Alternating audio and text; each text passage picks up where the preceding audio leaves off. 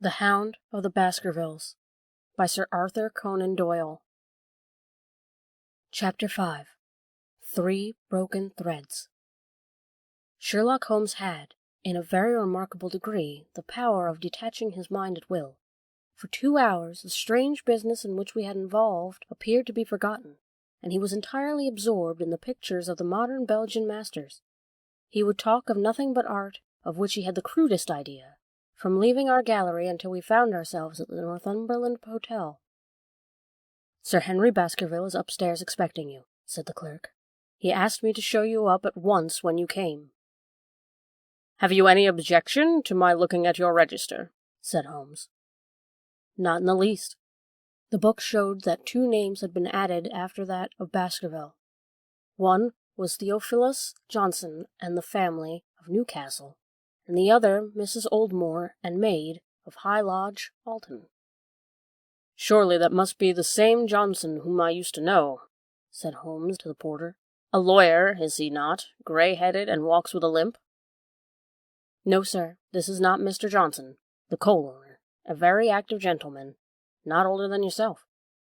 "Surely you are mistaken about his trade." "No, sir, he has used this hotel for many years, and he is very well known to us." "Ah, that settles it. Mrs. Oldmore, too. I seem to remember the name. Excuse my curiosity, but often in calling upon one friend, one finds another." "She is an invalid lady, sir. Her husband, once mayor of Gloucester. She always comes to us when she is in town." "Thank you. I am afraid I cannot claim her acquaintance. We have established a most important fact by these questions, Watson," he continued in a low voice as we went upstairs together. "We know now that the people who are so interested in our friend have not settled down in his own hotel. That means that while they are, as we have seen, very anxious to watch him, they are equally anxious that he should not see them. Now, this is a most suggestive fact." "What does it suggest?" "It suggests— Allah, my dear friend, what on earth does it matter?" As we came round to the top of the stairs, we had run up against Sir Henry Baskerville himself. His face was flushed with anger, and he held an old and dusty boot in one of his hands. So furious was he that he was hardly articulate, and when he did speak, it was in a much broader and more western dialect than any which we had heard from him this morning. "Seems to me they are playing me for a sucker in this hotel," he cried. "They'll find they've started in to monkey with that wrong man unless they are careful. By thunder, if that chap can't find my missing boot, there will be trouble. I can take a joke with the best, Mr. Holmes, but they've got a bit over the mark this time." "Still looking for your boot?" "Yes, sir, and I mean to find it." "But surely you said it was a new brown boot." "So it was, sir, and now it's an old black one." "What, you don't mean to say—" "That's just what I mean to say. I only had 3 pairs in the world, the new brown, the old black, and the patent leathers, which I am wearing. Last night I took one of the brown ones, and today they have sneaked out one of the black. Well, have you got it? Speak out, man, and don't stand staring." An agitated German waiter appeared upon the scene. "No, sir, but I have made inquiry all over the hotel, but I can hear no word of it." "Well, either that boot comes back before sundown, or I'll see the manager and tell him that I go straight out of this hotel." "It shall be found, sir. I promise you that if you have a little patience, it will be found." "Mind that it is, for the last thing of mine that I'll lose in this den of thieves. Well, Mr. Holmes, you'll excuse my troubling you about such a trifle." "I think it is well worth troubling about." "Why, you look very serious over it." "How do you explain it?" "I just don't attempt to explain anything. It seems the very maddest, queerest thing to ever have happened to me." "The queerest, perhaps," said Holmes thoughtfully. "What do you make of it yourself?" "Well, I don't profess to understand it yet. This case of yours is very complex, Sir Henry. When taken in conjunction with your uncle's death, I am not sure that all of the 500 cases of capital importance which I have handled there is one which cuts so deep. But we hold several threads in our hands, and odds are that one or other of them guides us to the truth. We may waste time in following the wrong one, but sooner or later we must come upon the right." We had a pleasant luncheon in which little was said of the business which had brought us together. It was in the private sitting-room, to which we afterwards repaired, that Holmes asked Baskerville what were his intentions. "To go to Baskerville Hall." "And when?" "At the end of the week." "On the whole," said Holmes, "I think that your decision is a wise one. I have ample evidence that you are being dogged in London, and amid the millions of this great city it is difficult to discover who these people are or what their object can be. If the intentions are evil, they might do you a mischief, and we should be powerless to prevent it. You did not know, Dr. Mortimer, that you were being followed this morning from my house."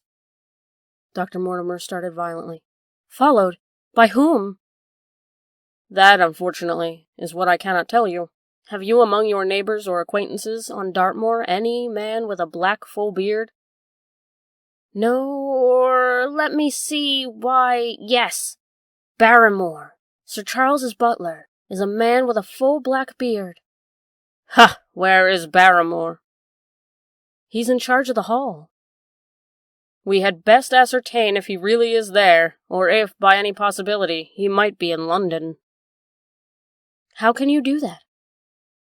"Give me a telegraph form. Is all ready for Sir Henry. That will do. Address to Mr. Barrymore, Baskerville Hall. What is the nearest telegraph office?" "Grimpen? Very good. We will send a second wire to the postmaster at Grimpen. Telegram to Mr. Barrymore to be delivered into his own hand.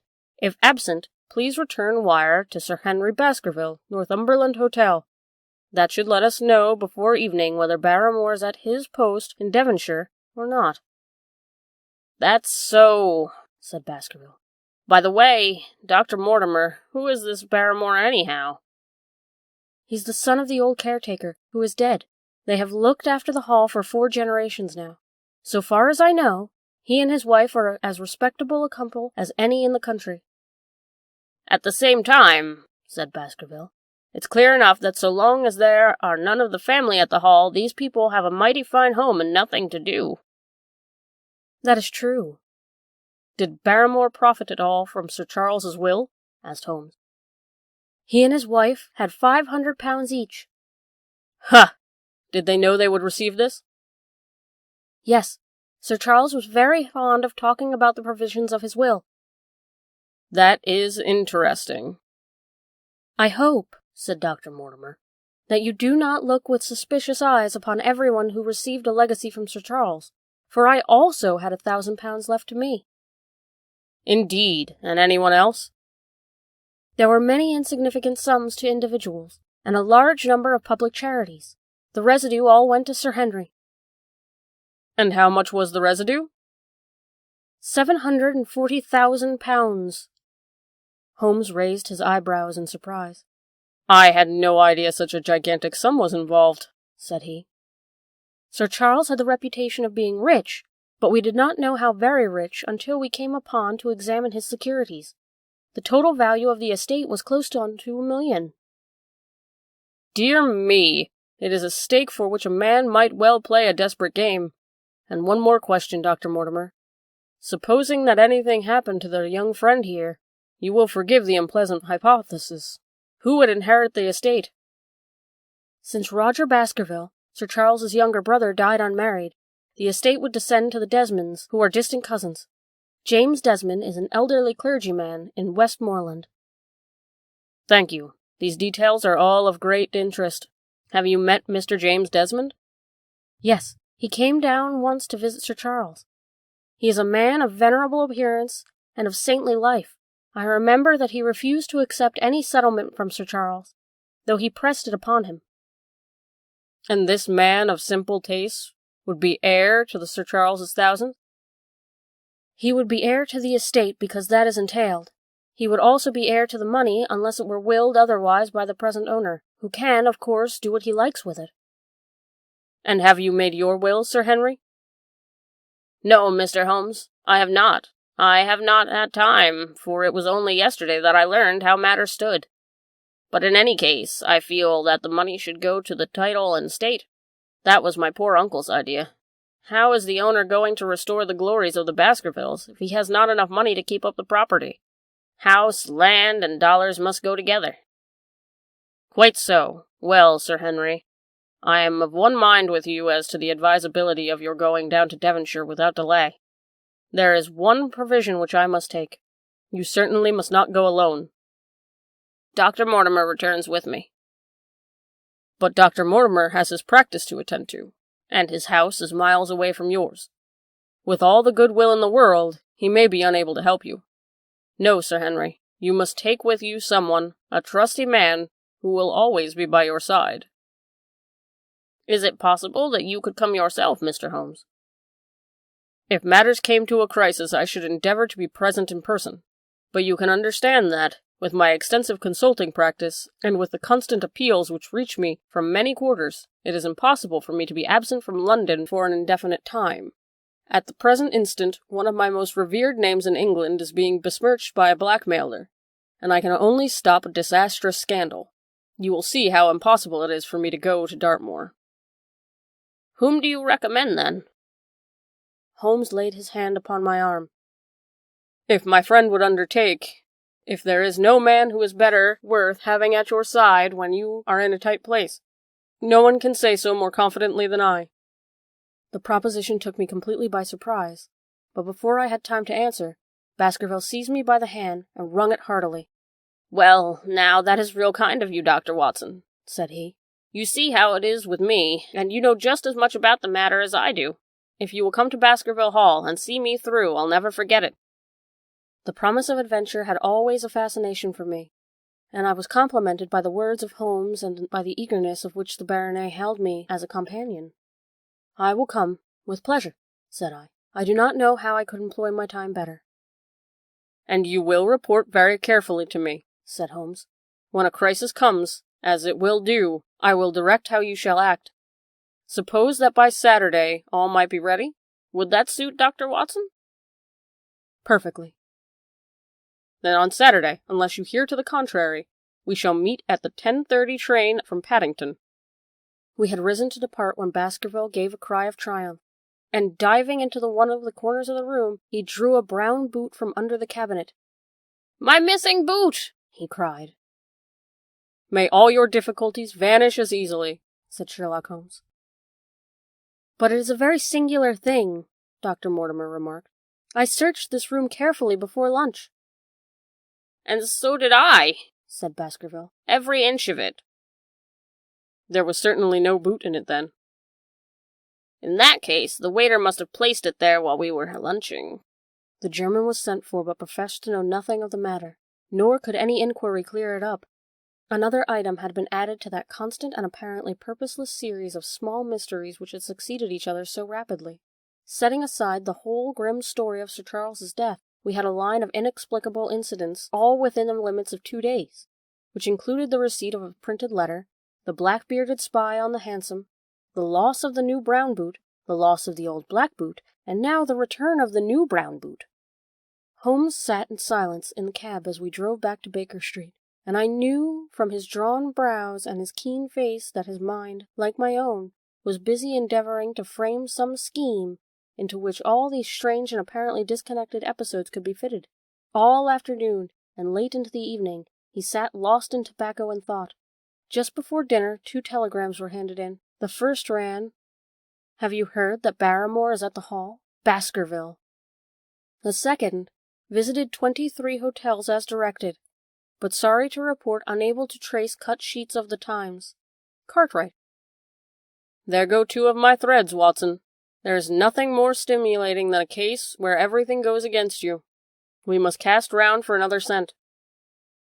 We still have the cabman who drove the spy.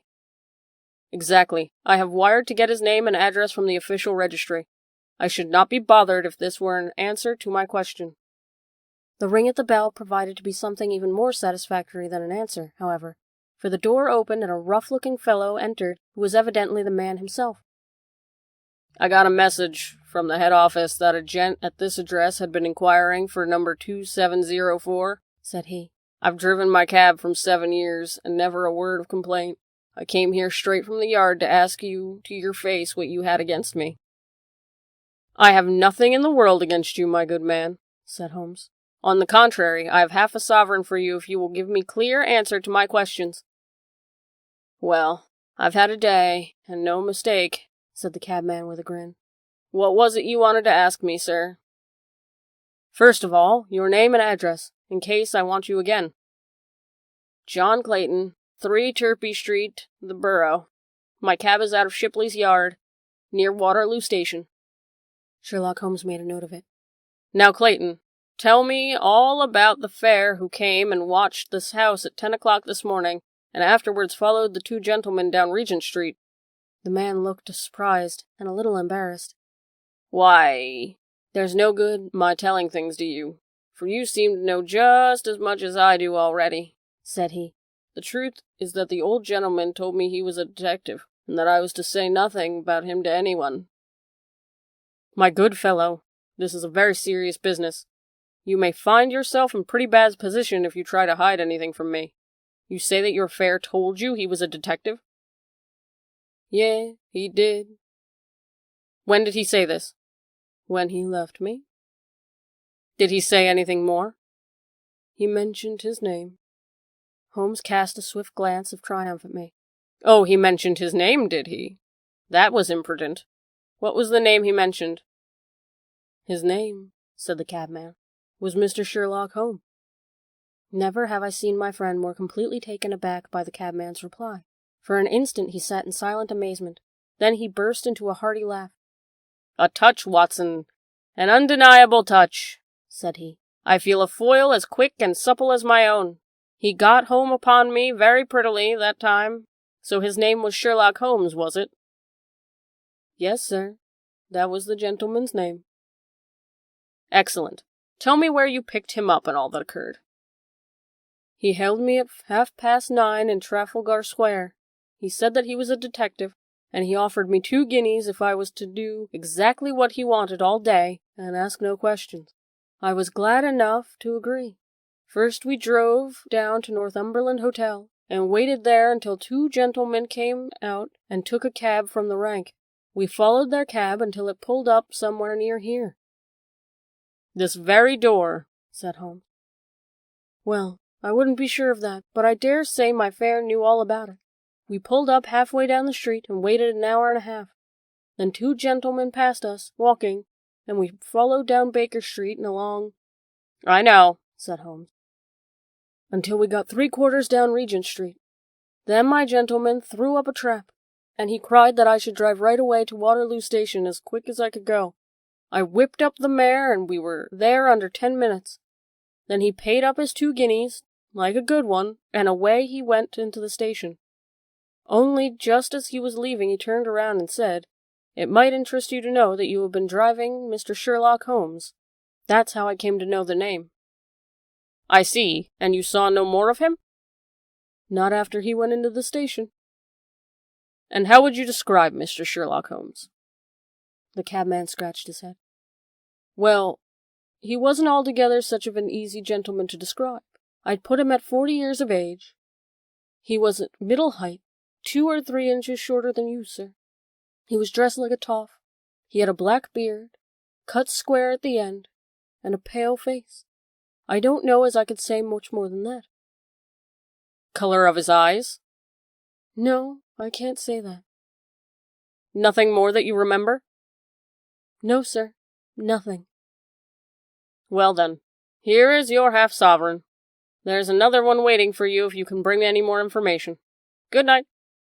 Good night, sir, and thank you. John Clayton departed chuckling, and Holmes turned to me with a shrug of his shoulders and a rueful smile. Snap goes our 3rd thread, and we end where we began, said he. The cunning rascal.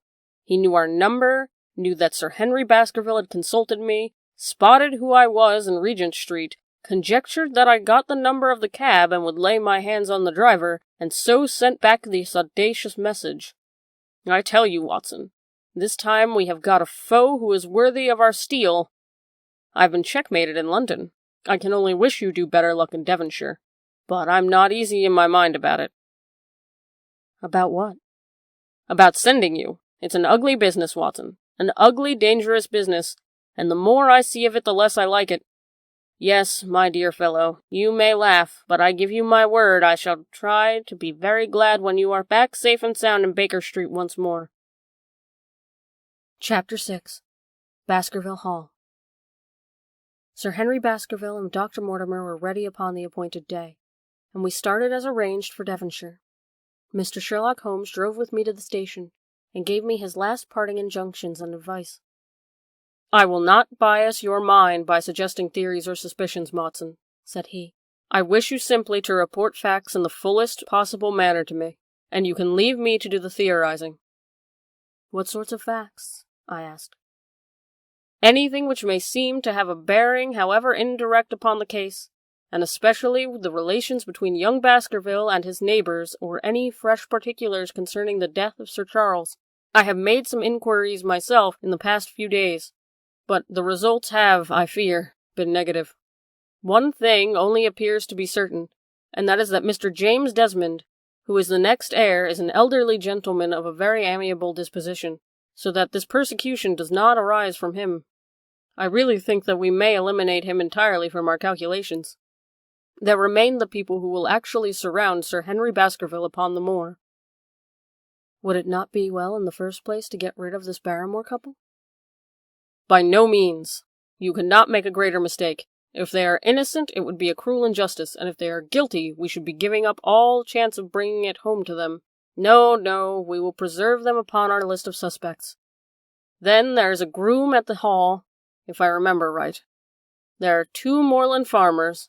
There is our friend Dr. Mortimer, whom I believe to be entirely honest, and there is his wife, of whom we know nothing. There is this naturalist, Stapleton. There is his sister, who is said to be a young lady of attractions. There is Mr. Franklin, of Laughter Hall, who is also an unknown factor, and there are 1 or 2 other neighbours.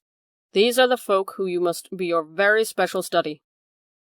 I will do my best. You have arms, I suppose? Yes, I thought it as well to take them. Most certainly. Keep your revolver near you day and night, and never relax your precautions. Our friends had already secured a first-class carriage, and were waiting for us upon the platform. No, we have no news of any kind, said Dr. Mortimer, in answer to my friend's questions. I can swear to one thing, and that is that we have not been shadowed during the last 2 days. We have never gone out without keeping a sharp watch, and no one could have escaped our notice. You have kept together always, I presume?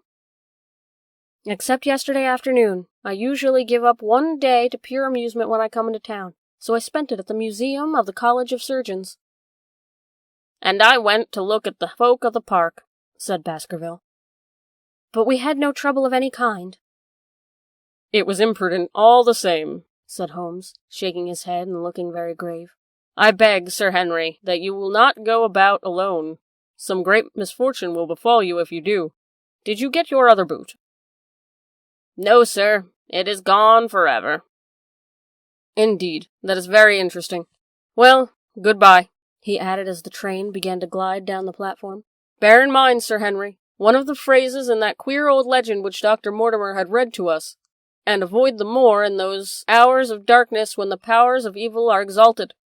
I looked back at the platform when we had left it far behind, and saw the tall, austere figure of Holmes standing motionless and gazing after us.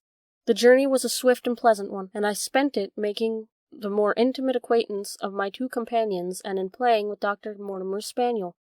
In the very few hours the brown earth had become ruddy, the brick had changed to granite, and red cows grazed in the well-hedged fields where the lush grasses and more luxuriant vegetation spoke of a richer, if a damper, climate.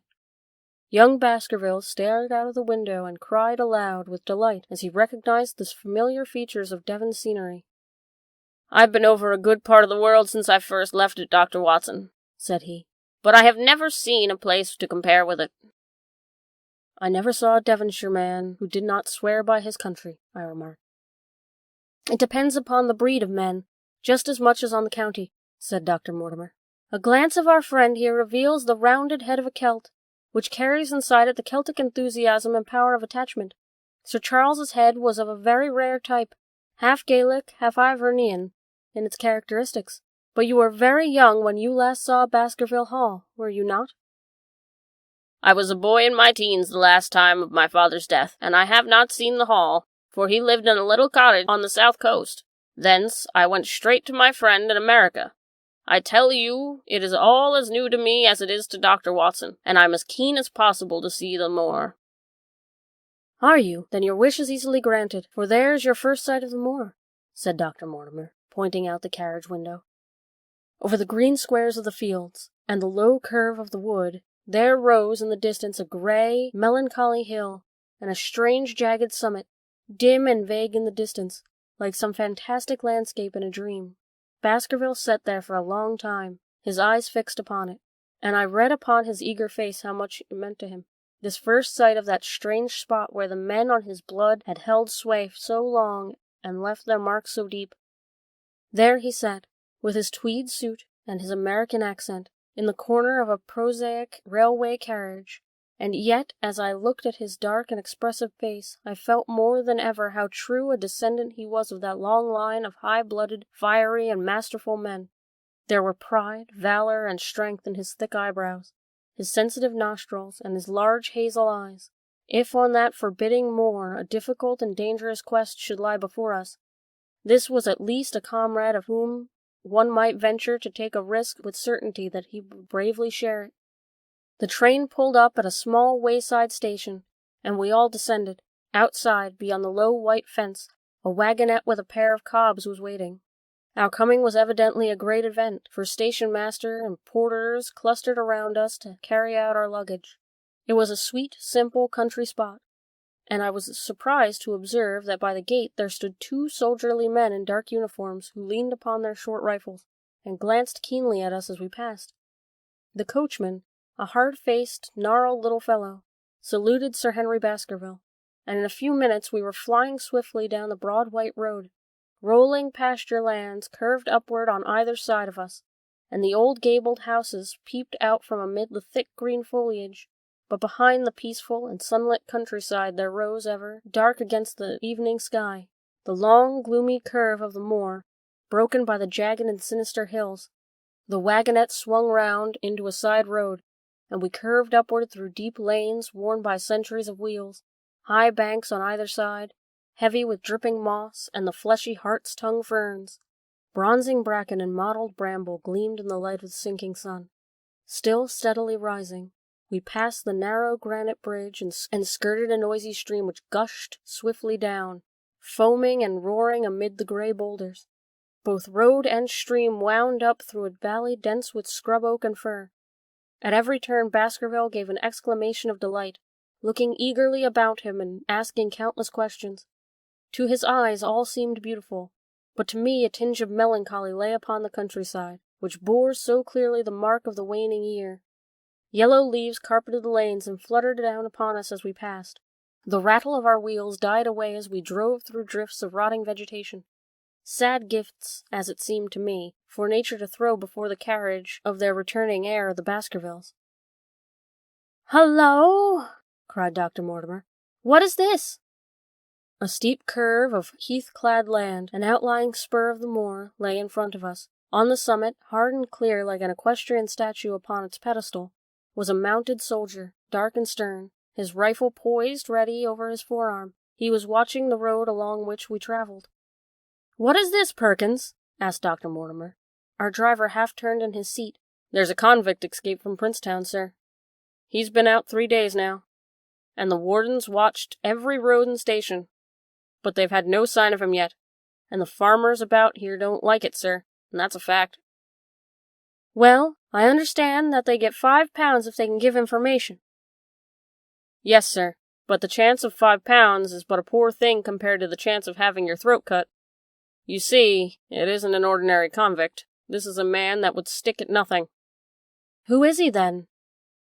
"It is Selden, the Notting Hill murderer." For it was one in which Holmes had taken an interest on account of the peculiar ferocity of the crime and the wanton brutality which had marked all the actions of the assassin. The commutation of his death sentence had been due to some doubts as to his complete sanity, so atrocious was his conduct. Our wagonette had topped a rise, and in front of us rose a huge expanse of the moor, mottled and gnarled with craggy cairns and tors. A cold wind swept down from it and set us shivering. Somewhere there, on that desolate plain, was lurking this fiendish man, hiding in the burrow like a wild beast, his heart full of malignancy against the whole race which had cast him out. It needed but this to complete the grim suggestiveness of the barren waste, the chilling wind, and the darkling sky. Even Baskerville fell silent and pulled his overcoat more closely around him. We had left the fertile country behind us and beneath us. We looked back on it now, the slanting rays of the low sun turning the streams to threads of gold and glowing on the red earth new turned by the plough and the broad tangle of the woodlands. The road in front of us grew bleaker and wilder over huge russet and olive slopes sprinkled with giant boulders.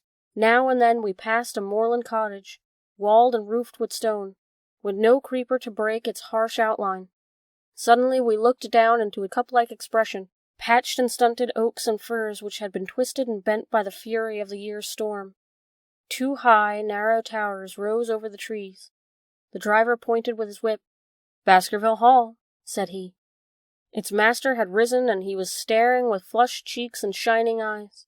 A few moments later we reached the lodge gates, and a maze of fantastic tracery in wrought iron, with weather-bitten pillars on either side blotched with lichens, and surmounted by the boar's heads of the Baskervilles. The lodge was a ruin of black granite and bared ribs of rafters, but facing it was a new building, half-constructed, the first fruit of Sir Charles's South African gold.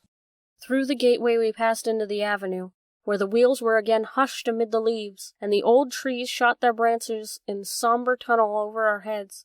Baskerville shuddered as he looked up the long dark drive to where the house glimmered like a ghost at the farther end. "Was it here?" he asked in a low voice. "No, the Yew Valley is on the other side." The young heir glanced around with a gloomy face. "It's no wonder why my uncle felt as if trouble were coming on him in such a place like this," said he. "It's enough to scare any man. I'll have a row of electric lamps here inside 6 months. And you won't know it again, with 1,000 candle-power Swan and Edison right here in front of the hall door." The avenue opened into a broad expanse of turf, and the house lay before us.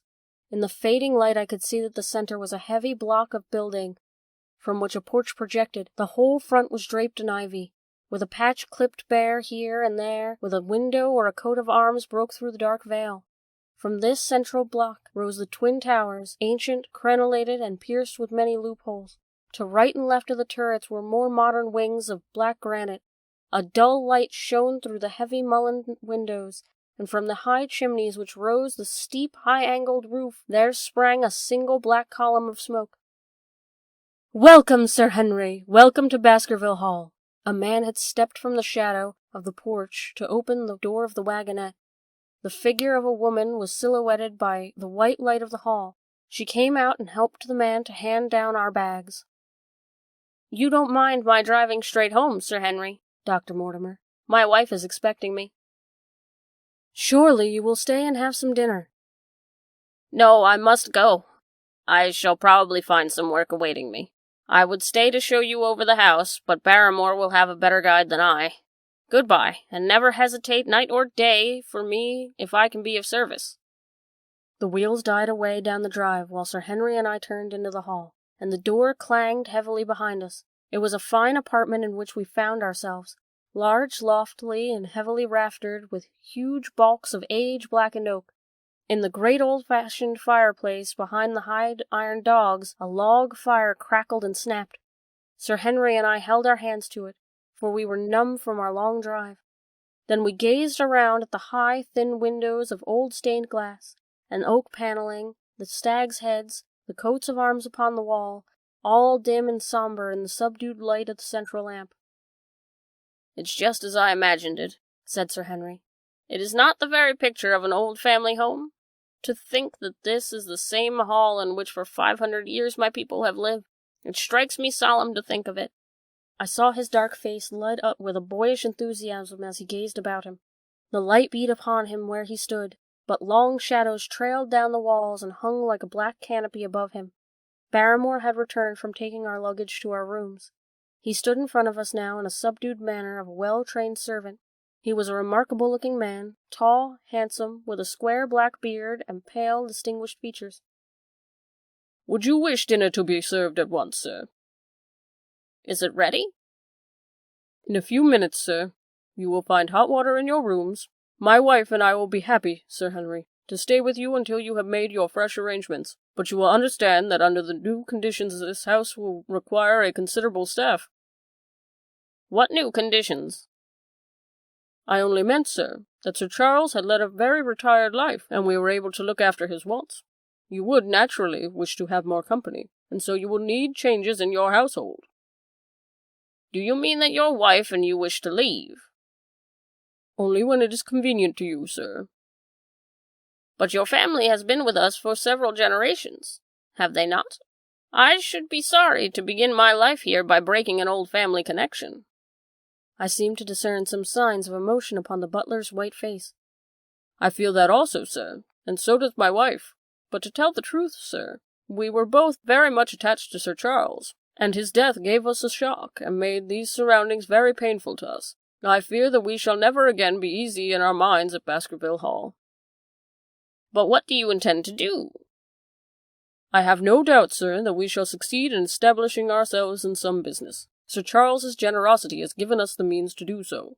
And now, sir, perhaps I had best show you to your rooms.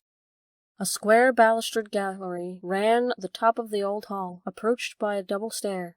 From this central point 2 long corridors extended the whole length of the building, from which all the bedrooms opened.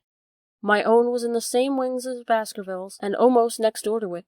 These rooms appeared to be much more modern than at the central part of the house, and the bright paper and numerous candles did something to remove the sombre impression which our arrival had left upon my mind. But the dining room which opened out of the hall was a place of shadow and gloom. It was a long chamber with a step separating the dais, where the family sat, from the lower portion reserved for the dependents. At one end a minstrel's gallery overlooked it. Black beams shot above our heads, with a smoke-darkened ceiling beyond them, with rows of flaring torches to light it up, and the color and rude hilarity of the old-time banquet it might have softened. But now, when 2 black-clothed gentlemen sat in the circle of light thrown by the shaded lamp, one's voice became very hushed and one's spirit subdued. A dim line of ancestors, in every variety of dress, from Elizabethan knight to the buck of the Regency, stared down upon us and daunted us with their silent company. We talked little, and I, for one, was glad when the meal was over and we were able to retire to the modern billiard room and smoke a cigarette. My word, this isn't a very cheerful place, said Sir Henry. I suppose one can tone down to it, but I feel a bit out of the picture at present.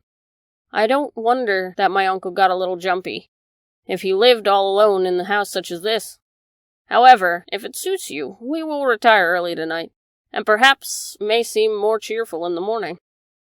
I drew aside my curtains and went to bed and looked out from my window. It opened upon the grassy space which lay in front of the hall door. Beyond, 2 copses of trees moaned and swung in a rising wind. A half-moon broke through the rifts of racing clouds. In its cold light I saw beyond the trees a broken fringe of rocks, and the long, low curve of the melancholy moor. I closed the curtain, feeling that my last impression was in keeping with rest. And yet it was not quite the last. I found myself weary and yet wakeful, tossing relentlessly from side to side, seeking for the sleep which would not come. Far away the chimney clock struck out the quarters of the hours, but otherwise a deathly silence lay upon the old house. And then suddenly, in the very dead of night, there came to my ears, clear, resonant, and unmistakable, it was the sob of a woman, the muffled, strangling grasp of one who is torn by an uncontrollable sorrow. I sat up in bed and listened intently. The noise could not have been far away and was certainly in the house. For half an hour I waited with every nerve on the alert, but there came no other sound save the chiming clock and the rustle of the ivy on the wall. Chapter 7. The Stapletons of Merripit House. The fresh beauty of the following morning did something to efface from our minds the grim and grey impression which had been left upon us both by our first experience of Baskerville Hall. As Sir Henry and I sat at breakfast, the sunlight flooded in through the high mullioned windows, throwing watery patches of colour from the coats of arms which covered them. The dark panelling glowed like bronze in the golden rays, and it was hard to realize that this was indeed the chamber which had struck such a gloom into our souls upon the evening before. I guess it is ourselves and not the house which we have to blame, said the baronet. We were tired with our journey and chilled by our drive, so we took a grave view of the place. Now we are fresh and well, so it is all cheerful once more. And yet, it was not entirely a question of our imagination, I answered. Did you, for example, happen to hear someone, a woman, I think, sobbing in the night? That is curious, for I did, when I was half asleep, fancy that I heard something of the sort. I waited quite a time, but there was no more of it, so I concluded that it was all a dream. I heard it distinctly, and I am sure that it really was the sob of a woman. We must ask about this right away. He rang the bell and asked Barrymore whether he could account for our experience. It seemed to me that the pallid features of the butler turned a shade paler still as he listened to his master's question. There are only 2 men in the house, Sir Henry, he answered. One is a scullery maid, who sleeps with the other wing. The other is my wife, and I can account for it that the sound could not have come from her. And yet he lied as he said it, for it chanced that after breakfast I met Mrs. Barrymore in the long corridor with the sun full upon her face. She was a large, impassive, heavy-featured woman with a stern set and expression of mouth, but her telltale eyes were red and glanced at me from between swollen lids. It was she, then, who wept in the night, and if she did so her husband must know it. Yet he had taken the obvious risk of discovery in declaring that it was not so. Why had he done this? And why did she weep so bitterly? Already round this pale-faced, handsome, black-bearded man there was gathering an atmosphere of mystery and gloom. It was he who had been the first to discover the body of Sir Charles, and we had only his word for all the circumstances which led up to the old man's death. Was it possible that it was Barrymore, after all, whom we had seen in the cab in Regent Street? The beard might well have been the same. The cabman had described a somewhat shorter man, but such an impression might easily have been erroneous. How could I settle the point forever? Obviously, the first thing to do was to see the Grimpen postmaster and find whether the test telegram had really been placed in Barrymore's own hands. Be the answer what it might, I should have at least something to report to Sherlock Holmes. Sir Henry had numerous papers to examine after breakfast, so that the time was propitious to my excursion. It was a pleasant walk of 4 miles along the edge of the moor, leading me at last to a small grey hamlet, in which 2 larger buildings, which proved to be the inn and the house of Dr. Mortimer, stood high above the rest. The postmaster, who was also the village grocer, had a clear recollection of the telegram. "Certainly, sir," said he. "I had the telegram delivered to Barrymore exactly as directed." "Who delivered it?" "My boy here, James." "You delivered that telegram to Dr. Barrymore at the hall last week, did you not?" "Yes, father, I delivered it." "Into his own hands?" I asked. "Well, he was up in the loft at the time, so I could not put it in his own hands, but I gave it to Mrs. Barrymore's hands, and she promised to deliver it at once." "Did you see Mr. Barrymore?" "No, sir. I tell you he was in the loft." "If you didn't see him, how did you know that he was in the loft?" "Well, surely his own wife ought to know where he is," said the postmaster testily. "Didn't he get the telegram? If there is any mistake, it is for Mr. Barrymore himself to complain." It seemed hopeless to pursue the inquiry any further, but it was clear that in spite of Holmes's ruse we had no proof that Barrymore had not been in London all the time. Suppose that it were so. Suppose that the same man had been the last who had seen Sir Charles alive, and the first to dog their new heir when he returned to England. What then? Was he the agent of others, or had he some sinister design of his own? What interest could he have in persecuting the Baskerville family?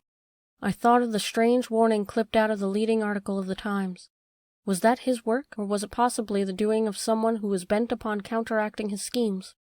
The only conceivable motive was that which had been suggested by Sir Henry, that if the family could be scared away, a comfortable and permanent home would be secured for the Barrymores. But surely, such an explanation as that would be quite inadequate to account for the deep and subtle scheming which seemed to be weaving an invisible net around the young baronet. Holmes himself had said that no more complex case had come to him in all his long series of sensational investigations. I prayed, as I walked along the streets of Grey, the long lonely road, that my friend might soon be freed from his preoccupations and able to come down to take this heavy burden from my shoulders. Suddenly my thoughts were interrupted by the sound of running feet behind me, and by the voice of someone who called my name. I turned, expecting to see Dr. Mortimer, but to my surprise it was a stranger who was pursuing me. He was a small, slim, clean-shaven, prim-faced man, flaxen-haired and lean-jawed, between 30 and 40 years of age, dressed in a gray suit and wearing a straw hat. A tin box for botanical specimens hung over his shoulder, and he carried a green butterfly net in one of his hands. "You will, I'm sure, excuse my presumption, Dr. Watson," he said as he came panting up to where I stood. "Here on the moor, we are homely folk and do not wait for formal introductions. You may possibly have heard my name from our mutual friend, Mortimer. I am Stapleton, of Merripit House." "Your net and box have told me as such," said I, for I knew that Mr. Stapleton was a naturalist. "But how did you know me?" "I have been calling on Mortimer, and he pointed out to me that from the window of his surgery as you passed. As our road lay the same way, I thought that I would overtake you and introduce myself. I trust that Sir Henry is none the worse for his journey?" "He's very well, thank you." "We were all rather afraid that after the sad death of Sir Charles, the new baronet may refuse to live here. It is asking much of a wealthy man to come down and bury himself in a place of his kind. But I need not to tell you that it means a very great deal to the countryside. Sir Henry has, I suppose, no superstitious fears in the matter?" "I do not think that it is likely."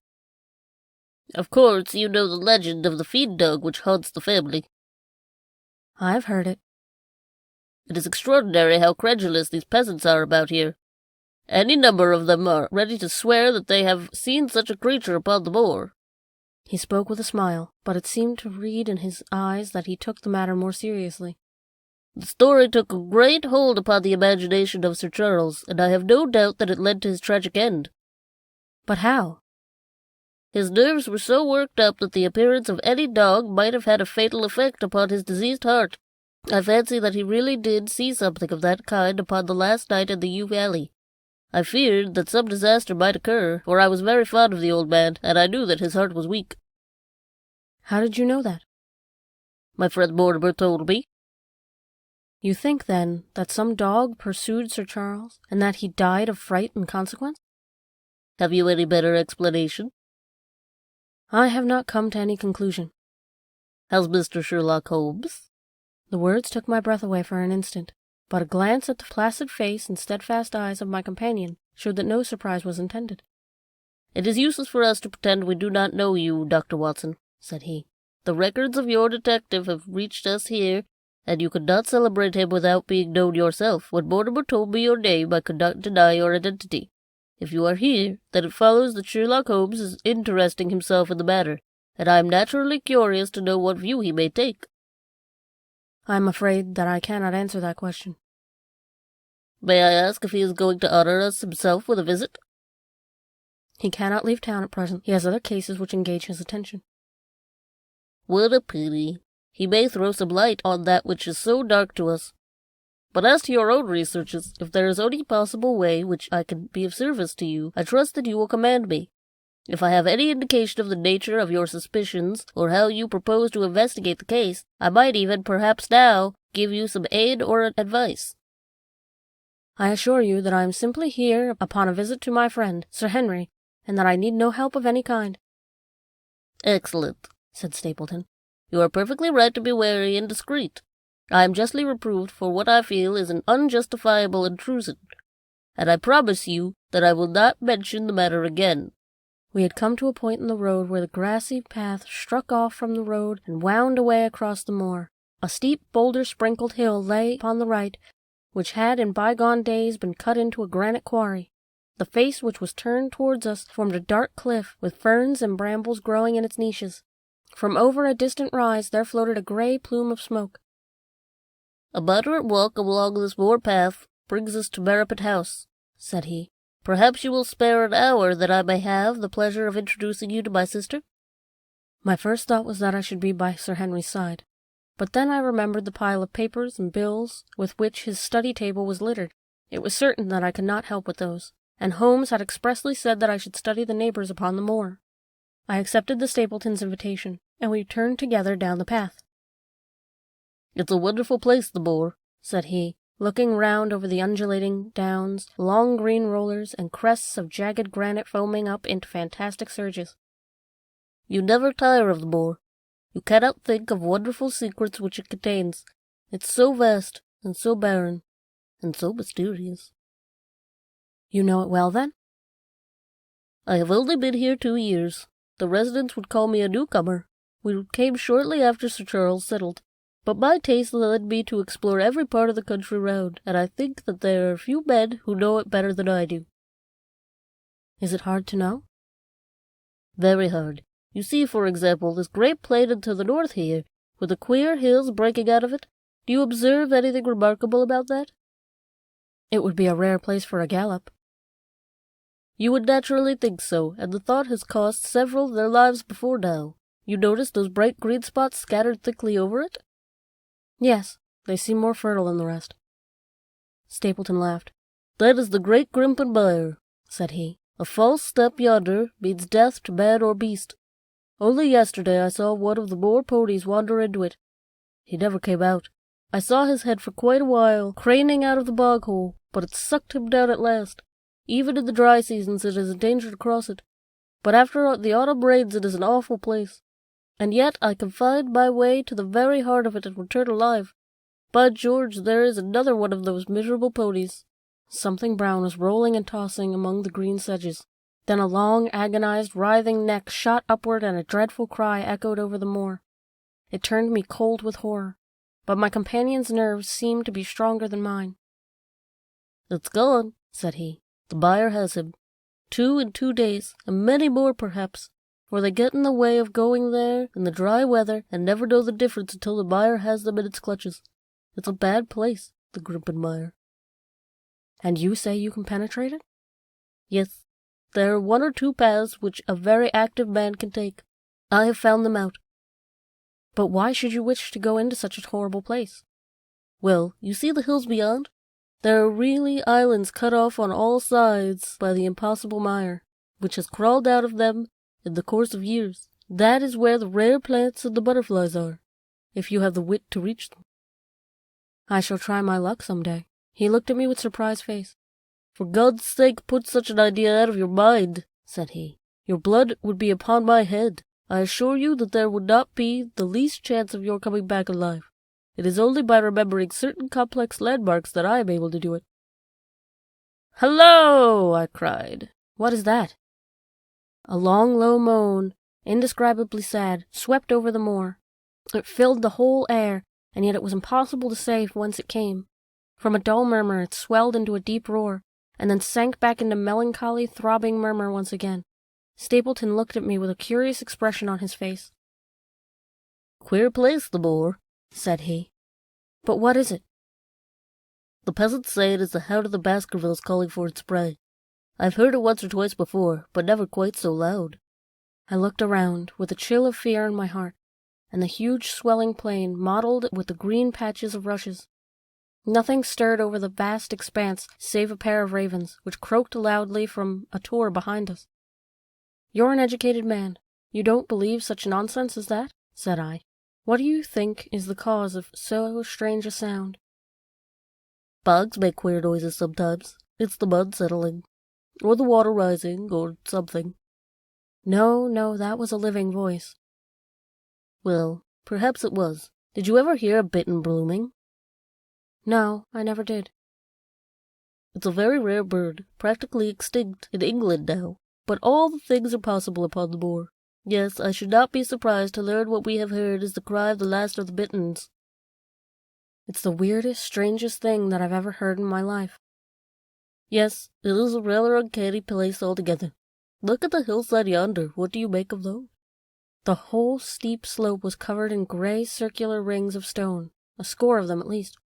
What are they, sheepens? "No, they are the homes of our worthy ancestors. Prehistoric man lived thickly on the moor, and as no one in particular has lived there since, we find all his little arrangements exactly as he left them. These are his wigwams with the roofs off. You can even see his hearth and his couch if you have the curiosity to go inside." "But it is quite a town. When was it inhabited?" "Neolithic man. No date." "What did he do?" "He grazed his cattle on these slopes, and he learned to dig for tin when the bronze sword began to supersede the stone axe. Look at the great trench in the opposite hill. That is his mark. Yes, you will find some very singular points about the moor, Dr. Watson. Oh, excuse me for an instant. It is surely a cyclopedes. A small fly or moth had fluttered across our path, and in an instant Stapleton was rushed with extraordinary energy and speed in pursuit of it. To my dismay, the creature flew straight for the great mire, and my acquaintance never paused for an instant, bounding from tuft to tuft behind it, his green net waving in the air. His grey clothes and jerky, zigzag, irregular progress made him not unlike some huge moth himself.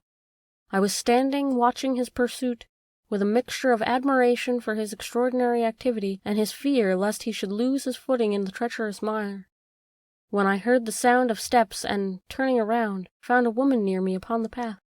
She had come upon the direction in which the plume of smoke indicated the position of Merripit House, but the dip of the moor had hid her until she was quite close. I could not doubt that this was the Miss Stapleton of whom I had been told, since ladies of any sort must be few upon the moor, and I remembered that I had heard someone describe her as being a beauty. The woman who approached me was certainly that, and of a most uncommon type. There could not have been a greater contrast between brother and sister, for Stapleton was neutral-tinted, with light hair and grey eyes, while she was darker than any brunette whom I had seen in England. Slim, elegant, and tall, she had a proud, finely cut face, so regular that it might have seemed impassive, were it not for the sensitive mouth and the beautiful, dark, eager eyes. With her perfect figure and elegant dress, she was indeed a strange apparition upon the lonely moorland path. Her eyes were on her brother as I turned, and then she quickened her pace towards me. I had raised my own hat and was about to make some explanatory remark when her own words turned back all my thoughts into a new channel. "Go back," she said. "Go straight back to London instantly." I could only stare at her with stupid surprise. Her eyes blazed at me, and she tapped the ground impatiently with her foot. "Why should I go back?" I asked. "I cannot explain." She spoke in a low, eager voice, with a curious lisp in her utterance. "But for God's sake, do what I ask you. Go back and never set foot upon the moor again." "But I have only just come." "Man, man," she cried, "can you not tell when a warning is for your own good? Go back to London. Start tonight. Get away from this place at all cost. Hush, my brother is coming. Not a word from what I have said. Would you mind getting that orchid for me upon the mare's tail yonder?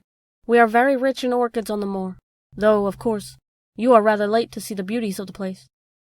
Stapleton had abandoned his chase, and came back to us breathing hard and flushed with his exertions. "Hullo, Beryl," said he, and it seemed to me that the tone of his greeting was not altogether a cordial one. "Well, Jack, you are very hot." "Yes, I was training a cyclopedes. He is very rare and seldom found in the late autumn. What a pity that I should have missed him." He spoke unconcernedly, but his small light eyes glanced incessantly from the girl to me. "You have introduced yourselves, I see." "Yes, I was telling Sir Henry that it was rather late for him to see the true beauties of the moor." "Why, what do you think this is?" "I imagine that it must be Sir Henry Baskerville." "No, no," said I. "Only a humble commoner, but his friend. My name is Dr. Watson." A flush of vexation passed over her face. "We have been talking at cross purposes," said she.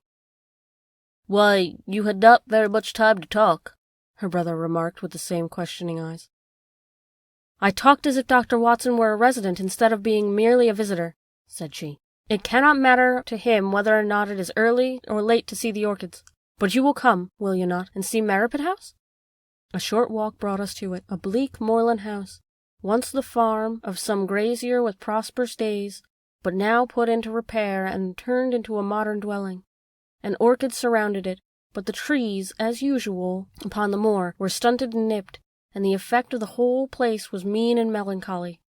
We were admitted by a strange, wizened, rusty-coated old manservant, who seemed in keeping with the house. Inside, however, there were large rooms furnished with an elegance in which I seemed to recognize the taste of the lady.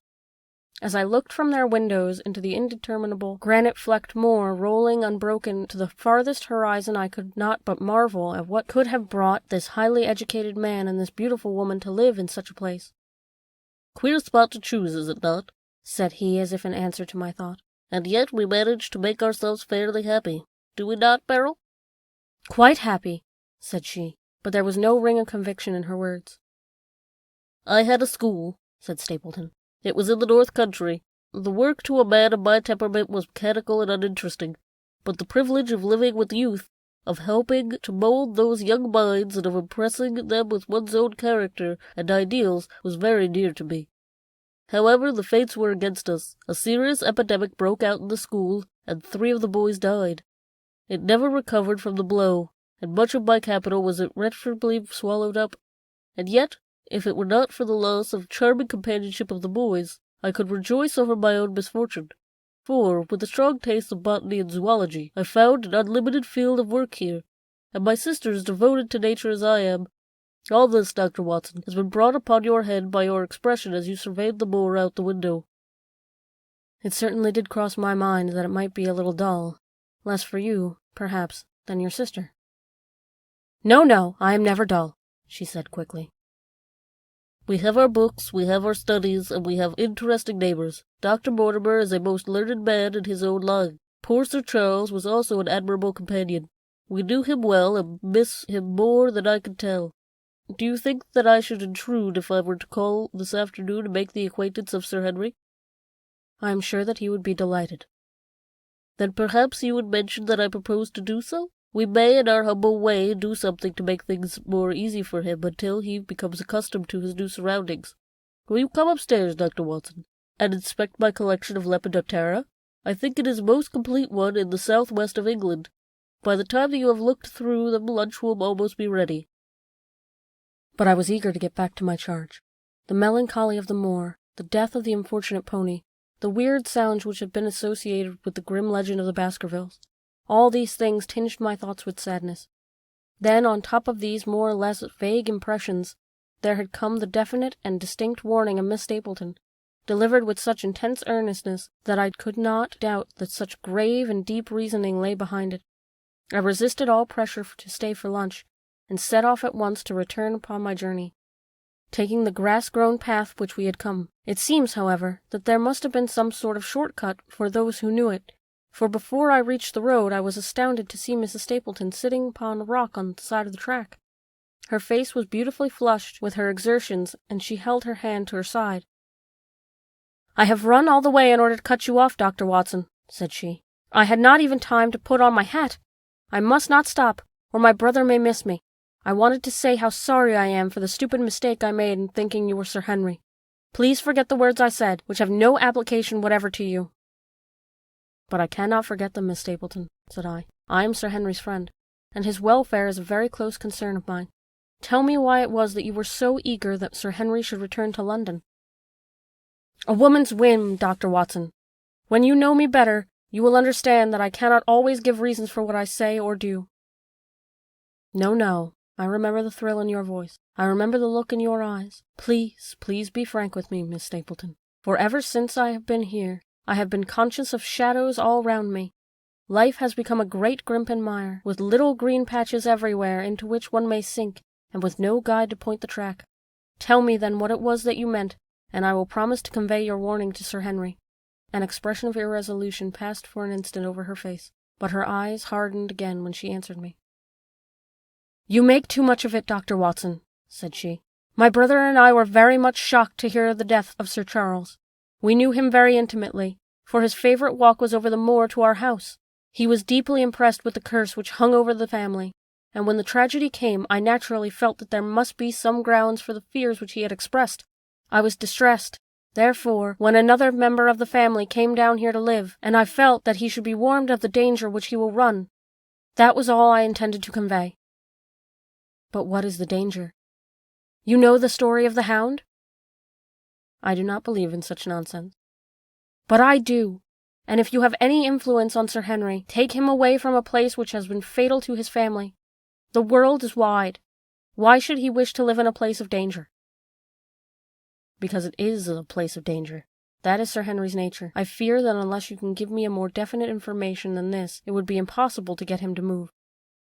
"I cannot say anything definite, for I do not know anything definite." "I would ask you one more question, Miss Stapleton.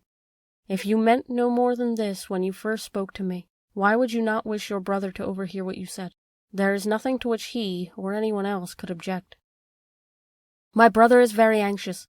to have the hall inhabited, for he thinks it is good for poor folk upon the moor. He would be very angry if he knew I had said anything which might induce Sir Henry to go away. But I have done my duty now, and I will say no more. I must go back, or he will miss me and suspect that I have seen you. Goodbye." She turned and had disappeared in a few minutes among the scattered boulders, while I, with my soul full of vague fears, pursued my way back to Baskerville Hall.